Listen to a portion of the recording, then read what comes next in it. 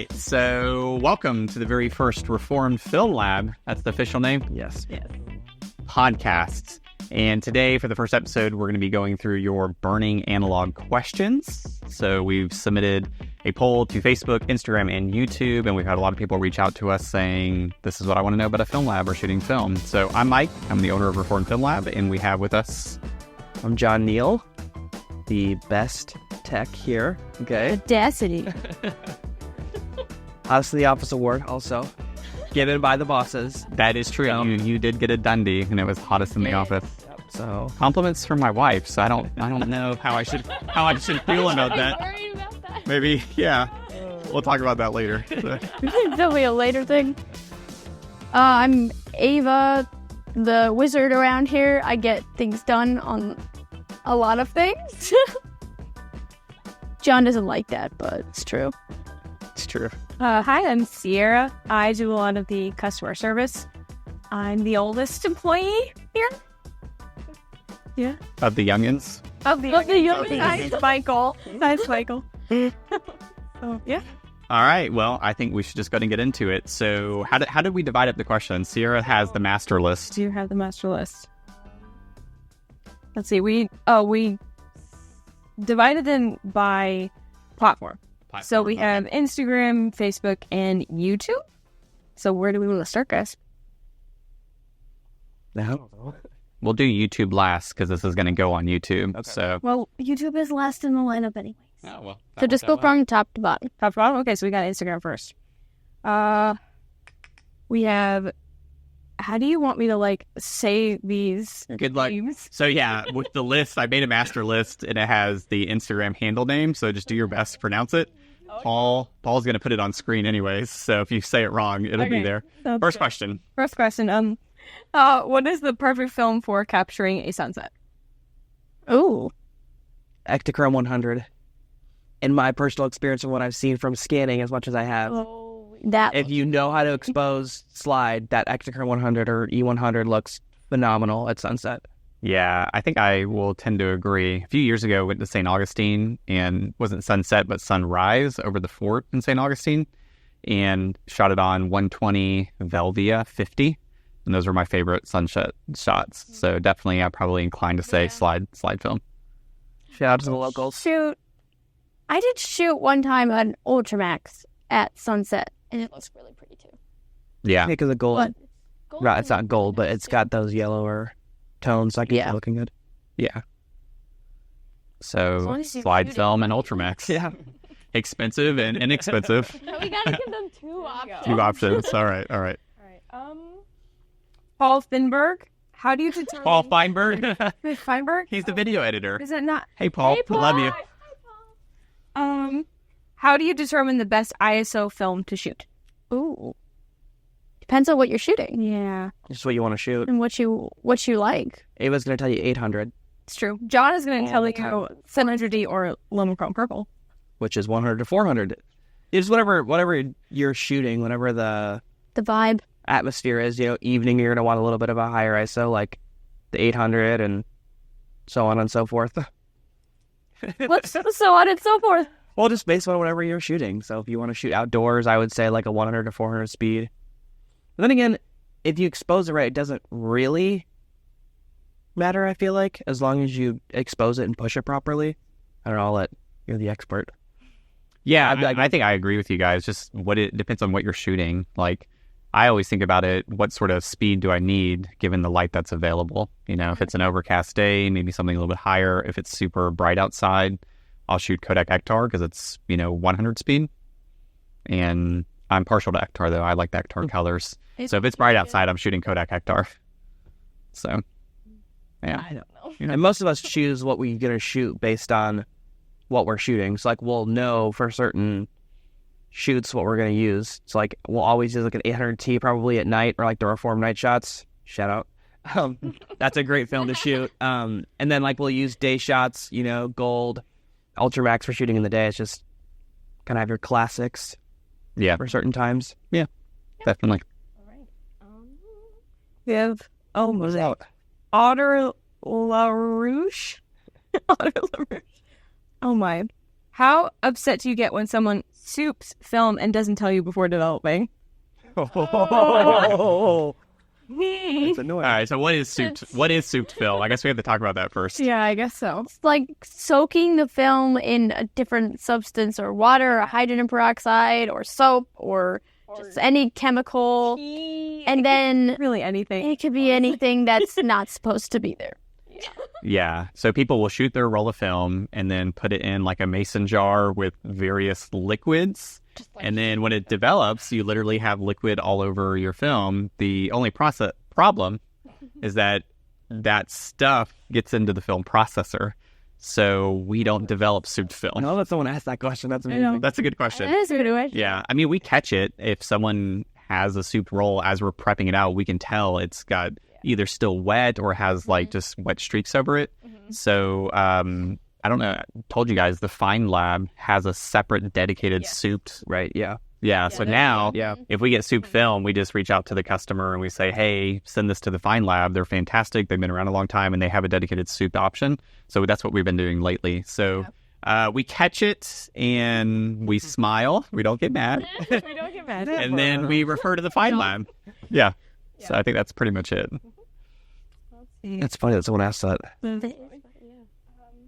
H. Royal A asked, what to you is the best film camera ever made? Like an In M6. the EE1 program. Like an M6. Never even shot it. Never even shot it. I can say it's the best film camera ever. Such a good film camera. There you go. though. I'm going to steal this. No, this camera is, I mean, I've never... You haven't personally shot it yet? No, I haven't. All right. You got to borrow it. I got to let you borrow it. It's But the quality of the extra, build that's is nice. just, as far as pricing goes, it's a little bit crazy, but the quality of the camera is just like nothing can reach. I would say Canon EE1 second, though, because I love that camera. That's just because that's the one I have, and that's the one I shoot on all Yeah, the it's the time. classic. Yeah, I think the AE1 is like just an iconic camera. It's been It is, around yeah. so long, and you can still get them today in great condition. And even if it's not good condition, they're easily repairable, you know? So send it to KEH, And they're easy to shoot. Kiwi Camera in Orlando. Yeah. And they're pretty... It's a 120. Greatest film camera. You got to pick one. That was the rule. The House of Blood's pretty classic, though. I don't know. I've never shot one, but I know that that's a classic in the world. Veronica. Michael has got a hold of one. Yeah, I think for me it would be the Contact 645, which is, we actually have it today.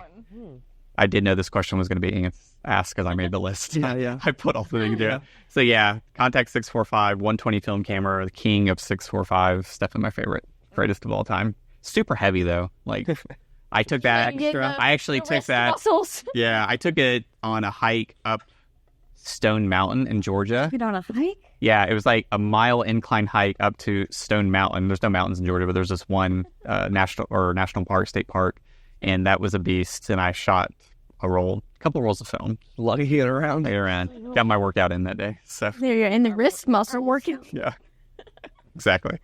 All right. Matthew Young, 2001. I think he's actually a local. Yeah, Matt comes in all the time. Hey, Matt. I think we just got some coffee from him, actually. Oh, yeah. I brewed it. You brewed it? I did. I have it here today. I brought it. Yeah, today. he works at a coffee shop, and no joke, he literally came into the store and dropped off film the other day. He has amazing photos on his Instagram, but he works at a coffee shop. He's like, hey, I have coffee for you guys. Always good pictures. Always fun to scan. Oh yeah. All right. So speaking of scanning, he wants to know which scanner we prefer, Noritsu or Frontier. I like Noritsu, but it depends, I guess. Yeah, Mike and I were talking about it actually yesterday. Yeah, we were talking about this yesterday. I personally scan different films on different scanners. So I'll do Noritsu, basically. Always Noritsu will be black and white. And any like 800 speed, 3200 speed, all like the Lomochromes. But I'll do gold and Ultramax, like any of like those warmer tones on the Fuji because it handles it better. I like the way it handles it. Yeah. But I think color correcting on the Scan Station 2, I think, is actually easier. It's quicker because it's quicker because you have the actual buttons dedicated to it, whereas on the Noritsu you have to use a mouse and move it around. So just for like the ease of use, I like the Frontier better. Yeah. Yeah, That's it's definitely the ergonomics of it. So the Frontier is the SP3000 scanner, Fuji Frontier. And I definitely agree. If I'm going to scan, because you can sit and you got your hand there and just do and do all the corrections, move on. Yeah, I can go crazy fast on that. The Noritsu is a little bit harder, but you do have more flexibility with Editing. Or not editing. color correcting.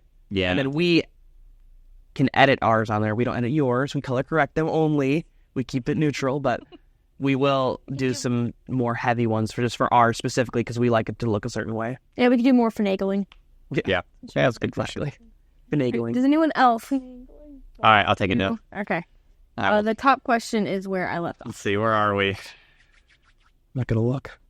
You're spoiling. Oh, this one's probably more for me. Z Morris photo. Zach Morris. Probably.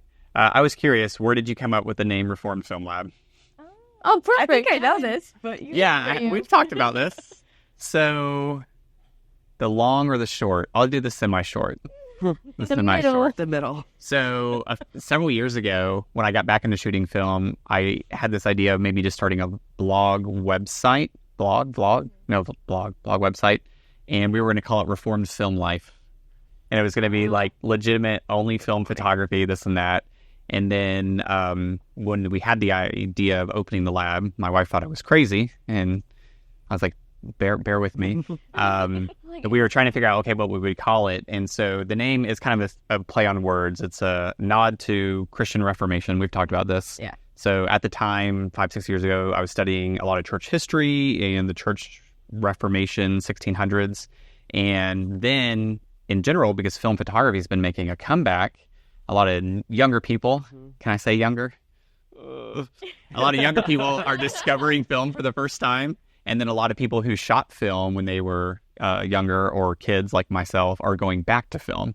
So there's a reformation taking place in the world of photography. People are shooting film again. So that's how the name came about. There's probably more details I'm forgetting, but that's the general gist of it. So, yeah. The Reformation of film. The Reformation of film. There you go. It's still going. Yeah. All right. Another from Paul Feinberg. Oh. I can't believe I think this one is for Ava. Does Ava shoot anything other than Cinestill 800T? No, she doesn't. No. Yes, I do. I shoot other things as well. I'll be picking out my film to shoot for my week, and she'll just grab 800T and put it onto the register for me. She's actually done that before. Last time we went to pick out film, you're like, you need some of this. Or I think I overheard her advising a customer in the store the other day, and she said, "Oh yeah, the 800T. That's just a really solid film." He asked me specifically for my favorite one. So It is a great film, though. I think the lesson is, yes, you do, but Yes, Cinestill I needs do. to hire you as a brand ambassador because you very much promote the Cinestill vibes. We do love Cinestill, though. We do. Oh, yeah.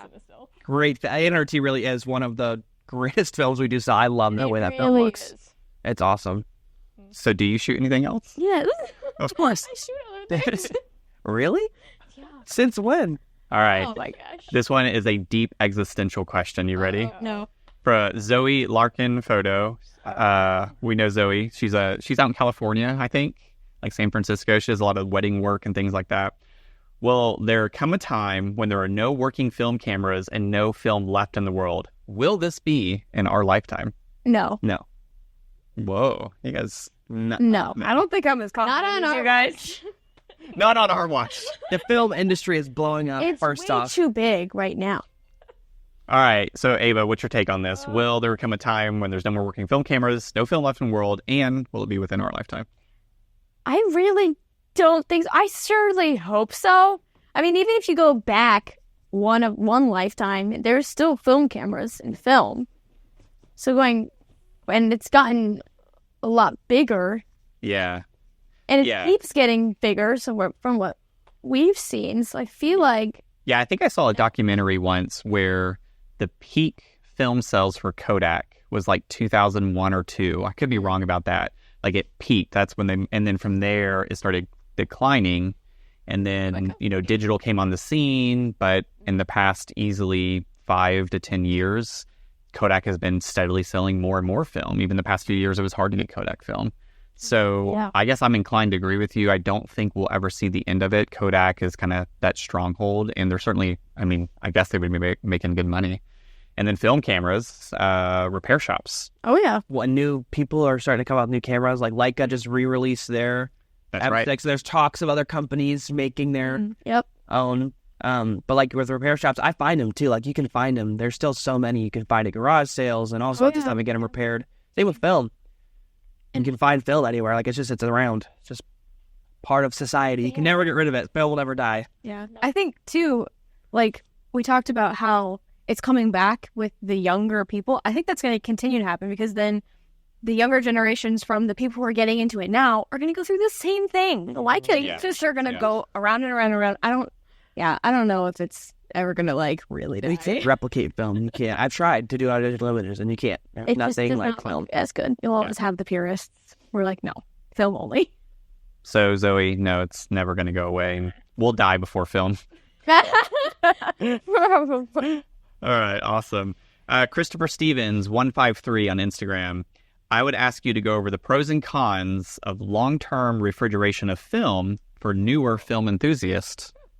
See, I don't know much about this. I've only been doing film for like 3 years, I guess. I've had a fridge for like 2 years. I've never seen an issue with it. Mike would be more of the person to ask because I know he's stored this for longer, but I've never had a personal issue with it. I had like a roll sitting. It was Art 400, I think, sitting in my fridge for like a year and a half, 2 years, and it shot and it looked completely fine. So I never had an issue with it. The only thing I would be careful with is if you have any sort of like, if the fridge you'll have it in will get ice or anything in the back and the water will start getting in the film. I just recently had that happen with my... I had that happen too. Literally happened. I left it cracked open.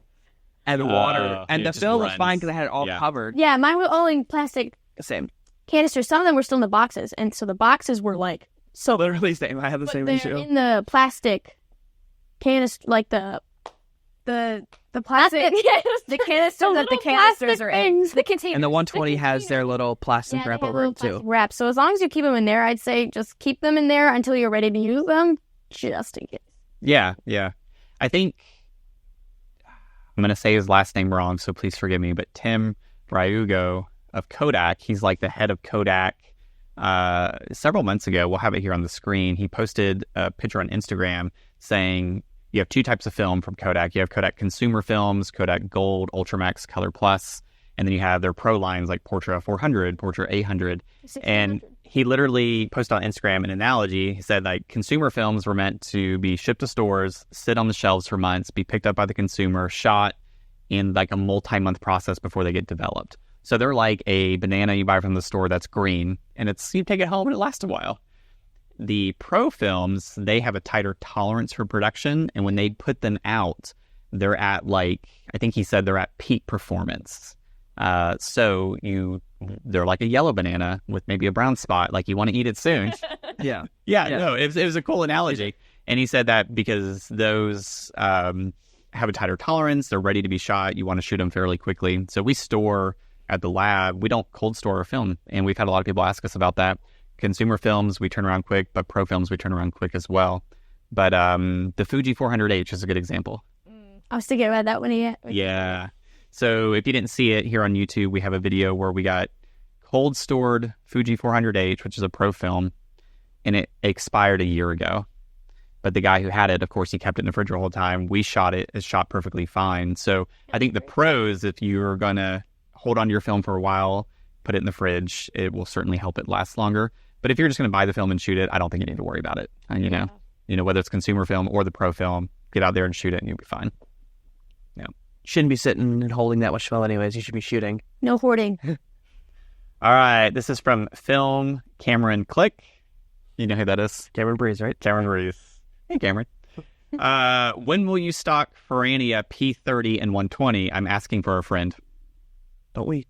We don't. We don't know? No, we don't. No, we don't. We don't. There's a section in the bin waiting for it, but Ferrania about a month ago announced a new 35 millimeter film, the P33, and we reached their Cinestill is one of the distributors for them here in the States, and they reached out and said, "Hey, this new film's coming out." So I decided we're going to hold all the Ferrania films now. We might as well buy them all. So I ordered them all, but the only one that was on back order was the 120. So Cameron, it is coming. It's been on back order for a month. And then we actually had a second distributor reach out to us, said they now have Ferrania films as well. And they only have one that wasn't available. P30 and 120. So I have it on Very two coveted distributors' film. orders. Yeah, it's very coveted. So I have 2 distributors I have an order with. So I'm hoping soon. But once we do have it, we'll put it on the website and we'll be ready to go. Yeah. D. Buckner Photography. What is your go-to black and white developer? Why is that what you mean? Because you do all the black and white. Ilford is but Ilfasol 3 is our main one, but Ilford's our go-to black and white. It's a solid. We use Ilfasol 3, Ilfastop, and Fixer. They just call it Fixer, right? Yeah, just a rapid fixer. Yeah, when I opened the lab years ago, was personally using Ilfasol for my black and white film in my bathroom at the house. And so when I opened it, I kept using it because the developing time chart website that we use for charts, we'll have a picture here on the screen. It's a great website for determining times for your black and white developer. And Ilfasol 3 had just such an expansive list of films. So I'm like, this will cover what we're going to get at the lab. So we use a rotary processor, Ilfasol 3, and it's been great. It's a one-shot process. So we don't make chemistry and have it sitting around. We make it fresh to order. So your black and whites come out very well. All right, second one. This is going to be a hard one. Photograftia.Bonsia. What are your thoughts on expired film? Do you shoot expired film, and what's your favorite? Like we said, we shot the Pro 400H, and that was great. I found in a house that we were remodeling, I found 3 rolls of old Fuji 400, and they were really rough looking because they were not cold stored and they were just sitting. And so there was just tons of light leaks and the color's really off. It looks cool though if that's what you're going for. We have a customer here, I forget his name. I think it's Anthony. Oh, yeah. Yes. Anthony has an Instagram page, Anthony Expired Film. His looks great. And he pretty much only shoots expired film. So go follow him on Instagram. He's always posting what he shot, different cameras. Whenever we have expired film, we've sent him some freebies, I think, from time to time. Yeah. I don't shoot expired film. I've never been into it. It's kind of a niche thing. Like certain people are really into it. Like they purposely drive themselves towards that. But I guess I'm a fresh film person. Yeah, I have 2 rolls of expired film that one of them is in my camera currently. They were actually a gift from Michael that works at the stockroom at Daytona State where I go to school. Shout out to you. He gave those to me for free because he wasn't going to shoot them. So I'm actually excited to shoot those. One of them's a CVS film. And then one of them is a Pro 160. The Fuji Pro 160 NS. Yeah. Oh, that's cool. I like that film. So I haven't When we first opened the lab, that was still being produced, the Pro 160 NS and at least 120. And we had it for a while early on. You guys remember that? Yeah. And then that went out of production before 400H. But that was a nice film to have. Yeah. Yeah, I'm excited to shoot that one. I've kept it in my little fridge. So refrigerate Pro film. Hey. There we go. But overall, none of us really shoot expired that much. Yeah, I don't think so. Stick with the good stuff. And then this is the last Instagram. Haggis Mac Jedi. One of my favorite cameras to use is my Olympus Pen EE2 half-frame camera, made in 1969. I especially love using it on vacation spots like Orlando, where I may be in a variety of locations, like Universal or Major League Soccer match. What film stock did you recommend for this camera in those conditions? So I'm pretty sure this camera is like a really nice half frame camera. Like, we have the little Actar H35Ns and they're, entry level point and shoots. But I'm pretty sure this is a nice one. And I kind of zoned out. What's the best film to shoot? It's late in the day. Best film stock for the variety of film or variety of situations he'll be in, like Universal to or something. So he'll be in Florida, Universal Studios, stuff like that. I would say your classic like Gold, Ultramax, Fuji's, your 200 and 400, those are going to be always solid in those. Yeah. Makes me think, too, of talking about Cinestill again, shooting the 800T at Universal at night. That would be awesome on that. Because, Universal Studios in Orlando, Florida just has lights everywhere. So 800T during the night would be really good to use. The other would look any point. All right, let me see. So now we're on to Facebook and YouTube. We're going to take a quick break. Here's a message from our sponsor. I'm just kidding. We don't have a sponsor. We'll be right back.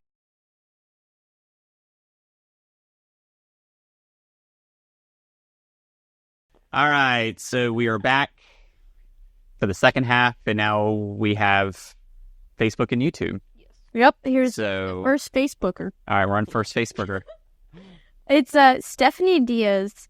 What is the best beginner film for 90s aesthetic? Lomography Color 92. That's so funny. Yeah, Lomography, I mean, it wasn't that long ago. I don't feel like it's been that out, but they literally came out with a film called Lomography Color 92, and it's supposed to emulate, shooting back in the 90s when I was a kid. When were you guys born? 2004. 2000s? 2004. 6. Now everyone knows my birth date. Oh, gosh. Just don't tell them what the actual. See, for the color, I'm not a huge fan of the Color 92 from what I've seen. I never shot it personally, but I scan a lot of I've seen a lot of people shoot it, and sometimes it can look the colors seem almost, muted. almost like a Metropolis film. Not to hate alone, we love you, but that film just, for like a 90s aesthetic, I always would go with like a gold or an Ultramax.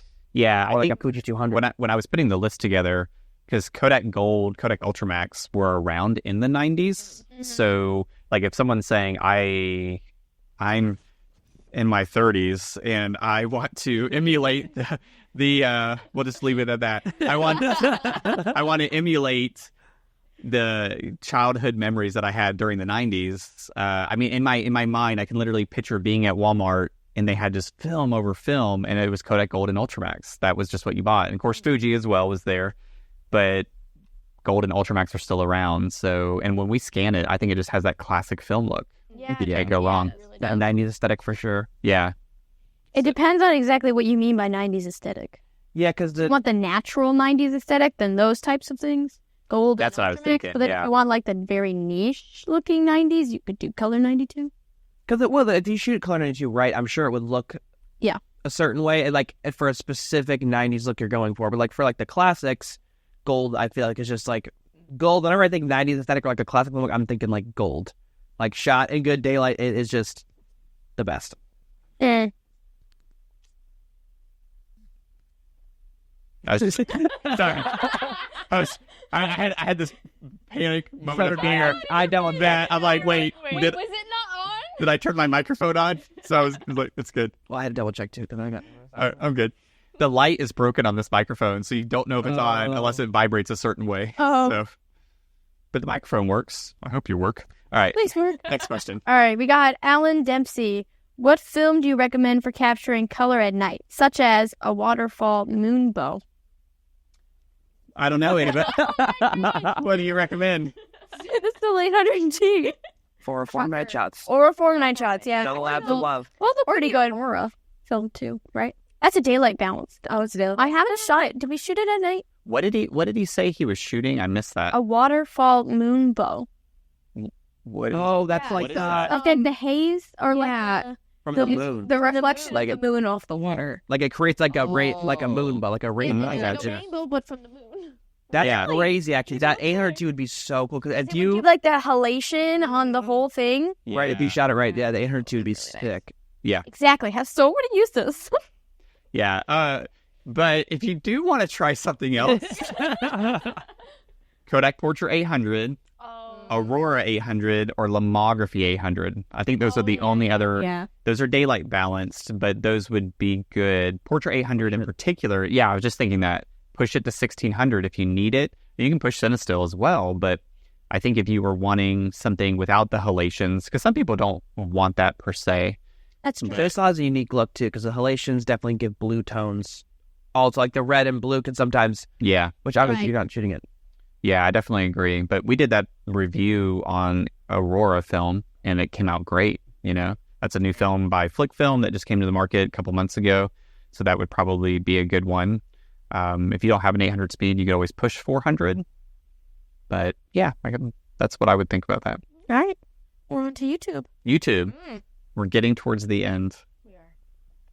The Mystery Sith says, why are you guys taking longer to develop film? Went from 1 to 2 days to 4 to 5 now. We're It's like because busy. we're slammed. That's why. 2 days.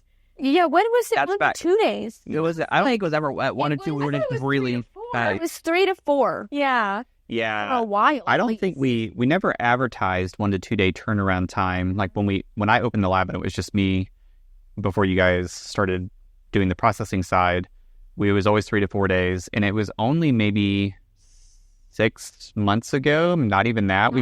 We went to 4 to 5 days. That was like a month or two ago. Yeah, It was not that. I don't think. Okay, maybe you're right. So yeah, turnaround time since we've opened has always been 3 to 4 business days. That allows us to, check the film in, get it organized, separating out black and white, color, slide film, scanning it, and then delivering the images to you. I mean, there have been times I think people's film has come in and we're ahead and we may turn it around in 1 or 2 days. So whoever wrote this question, if we've done 1 or 2 days, it's probably more. You're welcome. You're like You're welcome. You're in a sweet spot. You're in a sweet spot. So that does happen. But right now, I was just looking at our stats the other day. What we processed in April of 2023 for the whole month of April, we've already surpassed that by April 15th of this year. We're literally doing twice as much film processing. And so even though we've doubled our production, our processing time is only going up 1 day. So 3 to 4 days, now it's 4 to 5. Although today we were cranking out probably 40, 50 orders on day 3. So we still hit day 3 sometimes, but we've really grown. It's not going to die. It's growing. Phil, It's growing. It's not going to die.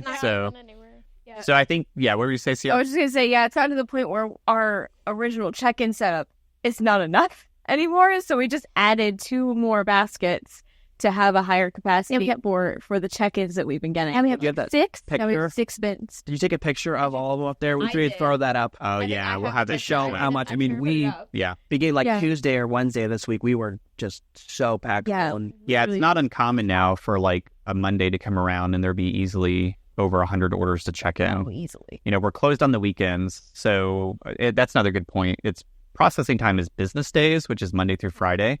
So sometimes we'll have people email us on Saturday, be like, it's day 4, I haven't got my images. And really, it's still day 3. Friday's day 3. Yeah. Day 4 is Monday. Day 5 is Tuesday. So sometimes that may be some confusion if your film checked in the middle of the week. We're going to be closed on the weekends because I don't want to work the weekend. Okay. I don't want you guys to work None the of us weekend. want to. Yeah. We try to have a social life, but I do say None of us. He doesn't like social living. He just likes to ignore it. alone. I mean, I'm done peopling. You have that on today. That is such Funny. facts. I will say it's a testament to y'all's efficiency, how literally we could do double the production now, and we're still hitting 3 and 4 days. And we don't even hit 5 that often, but we like to tell people 4 to 5 days because we don't want to give false hope. We don't want them to be late. We want to give us time if you're going on vacation next week so we can actually take time off. So there's other elements into that. Things happen when John leaves the lab. it's true. Last time, No, it's not even funny. bad things happened because Ava was sick and John was out, and it was a quick just fix, like though. when I. Wasn't last time a quick? no, but last it was wasn't- not. The processor went down. That was too. Do you remember that? Yes. Okay. That was So we should Sorry, We we should- the lab. we should talk about this. That's a we good have to talk good about segue. this. So right after we moved into this building, we moved in November. That January, our primary film processor, one of the main components, started dying and it wouldn't warm up. And it started dying when John went on vacation. And then And then Ava got sick. So Sierra and I were trying to get orders out. I was working legitimately like 14-hour days with my tech guy getting the machine fixed. And eventually we pulled our backup processor in. We got it fixed. We were only, I think, legitimately down maybe 2 or 3 days. Got caught up on the orders, worked the weekend, etc. yeah. And it was still. Then Wait for it. John goes on vacation again about a month or so ago. I think it was a And- weekend trip too. It wasn't that long. I was gone for like 2 days. Day or week that happened last year. Yeah. Oh, you're right. It was It was like on the week. literally Yeah. a year later. No joke. It was He either leaves. 2. Yeah, it was 2 years to the day. Yeah. To the day. I pulled out my phone. I was looking at photos, and the photos from that bad January where we were scrambling. It was the day John left, 2 years to the day. And the processor that we have now, it was doing the same exact thing. Weird. Wasn't it easy? It was. This one was easy. The second time was an easier fix, though, right? Yeah, the second time it was just a switch was turned off versus like actual hardware failure. And But when I walked over to the processor and I saw the error code come up, it was the same error code from 2 years ago, and I literally almost had a panic attack. You were like, I can't do this. I think we're gone. I think you were like on the scanners, and you looked at me, and like my face was pale. So pale. Yeah, because that was a very stressful few days. Because when it first happened in January, we pulled our backup processor out. That one had problems. That was rough. That was rough. I remember. Had problems. Yeah, That was like actually the first time I went down was actually like rough because it was and we were in a busy time too. Like it was Starting now, our New Year's sale. Our New Year's sale always goes That's up. what it was. Insanely busy. Yeah, that was crazy, and I wasn't even here. Yeah, to make it happen again the next year. Like, right. Yeah. In hindsight, it was one of those things because if you go on our Instagram and go back to about January of 2022, you'll see photos of us like having our processors open. So I have learned a lot of how these processors work. So if something does come up, I'm like, oh, it's this, and I can fix it really quickly now. It's not as stressful. But yeah, it was literally 2 years to the day that happened. Almost had a panic attack. I figured out what it was pretty quickly, and it wasn't anything major. And then since then, we have heavily invested into film processors. how many backups do we have in our building right now? We have 5 film processors. 5? We do. We have the 2 Jobos. We have the original. Yes, we have the original film processor, which is purely just pulling workable parts off when we need them. We have the backup processor, which still works. Then we have a third processor. Then we upgraded and got larger processors, and we have 2 of those. So there will be no downtime. Right. No, we're prepared. Yeah. Ready to go. So long story short, the lab can't run without me. Just kidding. Oh, I'm joking, everybody. I'm joking. The wizard is still working. Ben, Everybody calm down. It's a joke, okay? Joking. Last time I checked, you were leaving this week. I am. Hopefully the lab will be able to run without me. I'm praying. All right, next question. We'll move on. All right. The next one is the PJ McConnell. Any tips on cleaning dust off of film when DSLR scanning? The rocket. Yes. All right. So what is DSLR scanning? I guess we probably should talk about that. So DSLR scanning. So here at the lab, we have professional film scanners, the Fuji Frontier, the Noritsus. And when we're scanning your film, the film gets pulled in essentially by the scanner. It's kept flat. And during scanning, it has an infrared light that shines through the film and that detects the dust, and it kind of like automatically clones it out. That's why we don't have dust on color images. Doesn't work on black and white film, which is why we have to hand dust black and white film. Super tedious, but we'll leave that for another podcast. We are? Yeah. You can tell us your angst later. But if you do DSLR scanning, you're literally just taking a photo of your negative with a DSLR, and then you're using like Lightroom or like Negative Lab Pro to do the image conversion. So there's no infrared light. You're going to get dust on it. So we don't do DSLR scanning. So I don't know if we would have good tips for that other than a good air blower. Ooh, the one we use, that little handheld one. Yeah, Which one, the rocket or the electric? No, the electric. You have an electrical one that Mike just bought like a few months ago. Off Amazon. And it's pretty strong. It works well, and it cleans off the dust because we do have to dust our sensors in the morning because there's certain Noritsus. If you don't dust them or run calibrations, they'll get dust lines on them, and so that's something we watch out for. But that's the only thing we have to deal with. So we have the couple different types of dusters. We use those can of airs, but we burn through them because we have to do it like a couple times a day sometimes, depending on how bad it is. Yeah, just on Amazon, if you type in like electric air blower, it almost reminds me of a hair dryer. That may be a good thing because it's powerful enough you could blow it off, take your photo, and move on. So that would probably be the tip I have. We actually have a lot of people who do developing with us who do their own home scanning. Yep. So DSLR scanning is pretty popular with that. So definitely some sort of air blower or the little rocket thing. But that gets tedious because you're like, yeah, for sure. Yeah. All right, back to you. Okay. Okay. T Custom Man. He has 4 questions. 4 questions. I think this is the last one. Yeah, let's go last one. Okay. Question number 1. What are some rule of thumb principles when capturing photos? Principle of framing. Yeah. Ava, you went to college for photography. Maybe you should answer this one. No. Panic attack real quick. Make your professors proud. Hi, Natalie. Framing, don't shoot everything at eye level. Don't do it. You can get such better angles going lower, going higher, going closer, farther. Mess around with depth of field and use your light meter. Is that what they were asking? I mean, I think it's just photos in general, not necessarily just film. Framing's the biggest. I would say that's the big, in my opinion, for my shooting, that's the biggest thing that I had to work on was like framing.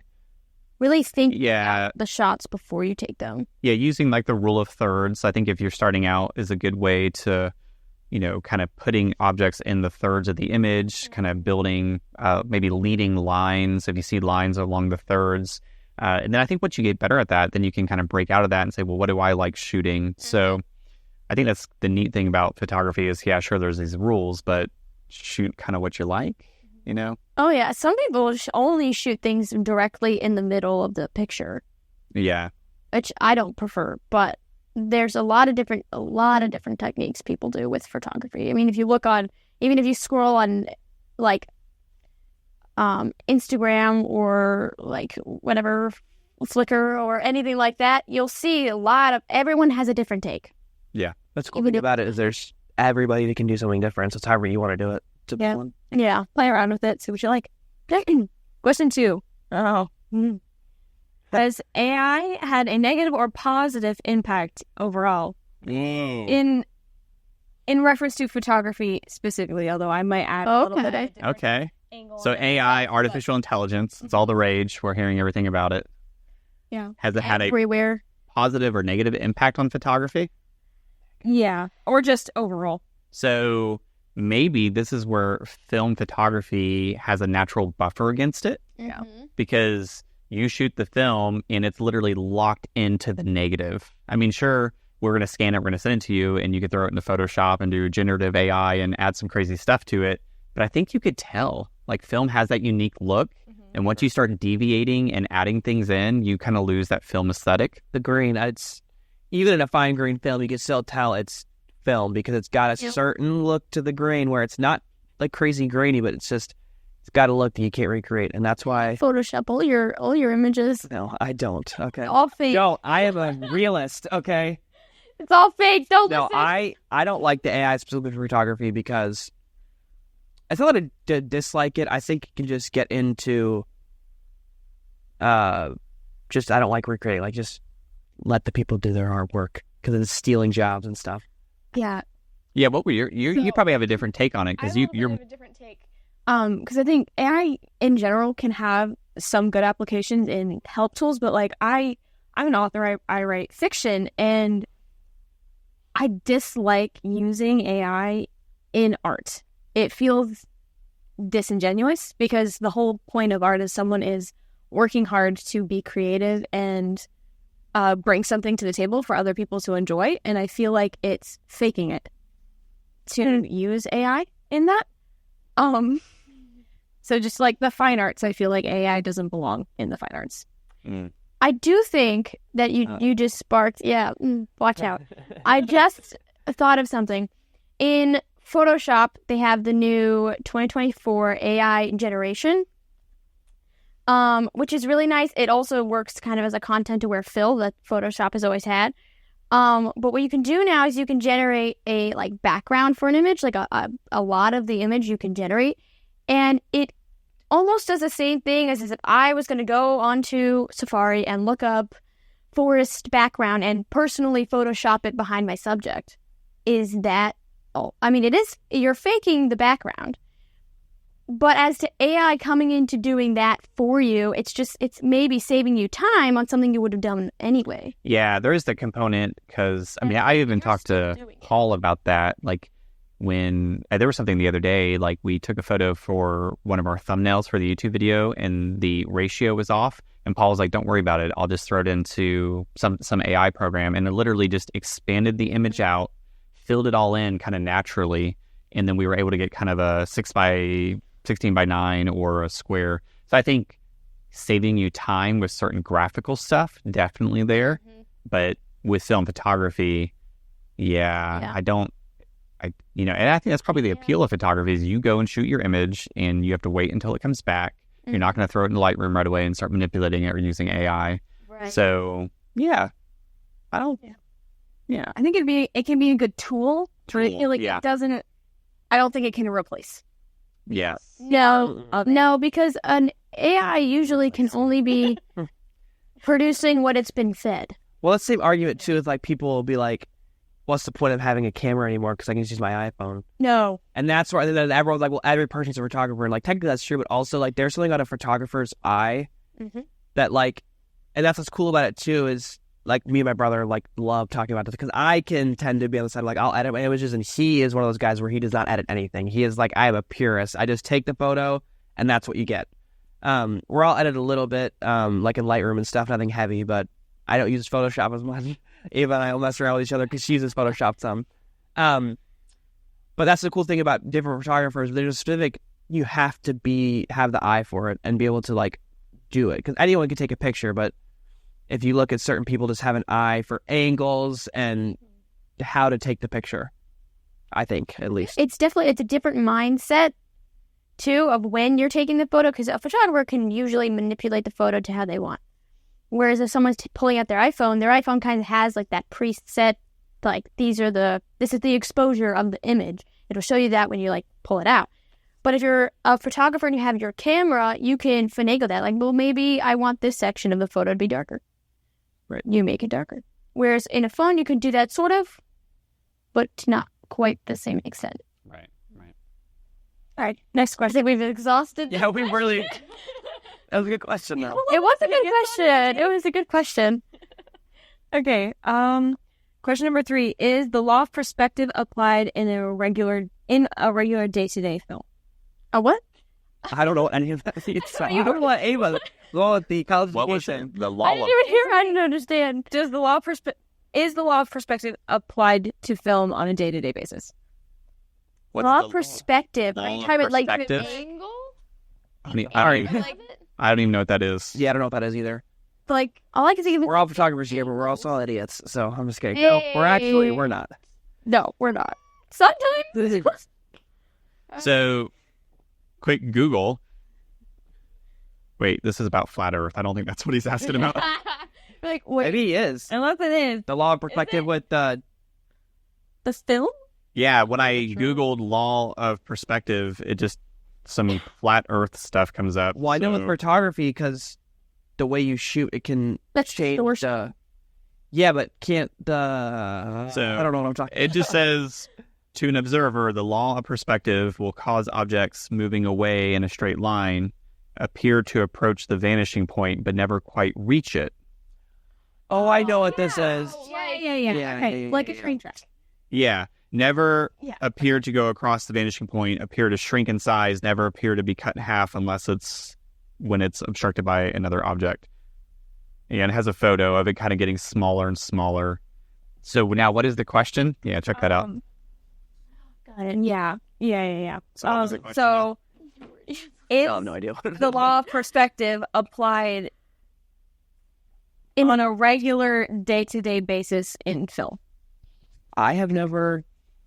Well, I think, if you... That goes into like leading lines, kind of what we're talking about. I think, so, again, I think law of perspective, the law of something, maybe it has to be that way versus a general rule of thumb or general rule of operation. So going back to even the question of like, what are the rules of photography?